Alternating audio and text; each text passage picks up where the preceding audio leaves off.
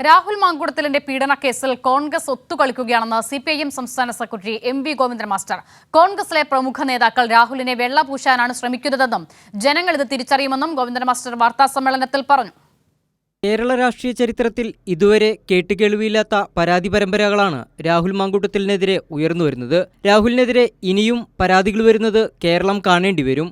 രാഹുലിന്റെ വിഷയത്തിൽ കോൺഗ്രസ് എന്ത് നടപടിയെടുത്തു എന്നത് കേരള പൊതുസമൂഹം പരിശോധിക്കണം. മനസാക്ഷിയുള്ള കേരള സമൂഹം പ്രതികരിച്ചതുകൊണ്ട് മാത്രമാണ് രാഹുലിന് യൂത്ത് കോൺഗ്രസ് അധ്യക്ഷ സ്ഥാനം രാജിവെക്കേണ്ടി വന്നത്. പീഡനാരോപണത്തിൽ രാഹുലിനെ പാർട്ടിയിൽ നിന്നോ MLA സ്ഥാനത്തു നിന്നോ പുറത്താക്കാൻ കോൺഗ്രസ് ഒരിടപെടലും നടത്തിയില്ല.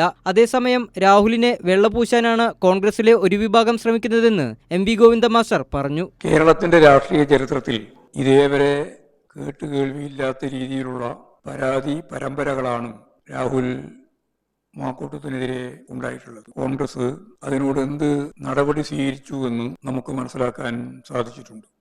പാർട്ടിയിൽ നിന്ന് പുറത്താക്കാനോ MLA സ്ഥാനം ഒഴിവാക്കാനോ കോൺഗ്രസ് ഇതുവരെയും തയ്യാറായിട്ടില്ല. സാധാരണ കോൺഗ്രസിൽ സസ്പെൻഷൻ പ്രഖ്യാപിക്കുമ്പോൾ ഇത്ര കാലാവധി എന്ന് സസ്പെൻഷനെ സംബന്ധിച്ച് ഒപ്പം തന്നെ തീരുമാനിക്കുന്നതാണ്. കോൺഗ്രസ് ഭരണഘടന പ്രകാരം കാലാവധി പറയാത്തതിനുണ്ട് 30 ദിവസ കാലാവധി കഴിഞ്ഞാൽ അവരെ രാഹുൽ മാങ്കൂട്ടത്തെ തിരിച്ചെടുക്കാൻ കഴിയും. ഇത്തരത്തിൽ ഒരു ഒത്തുകളിയാണ് കോൺഗ്രസ് നടത്തിയിരിക്കുന്നത്.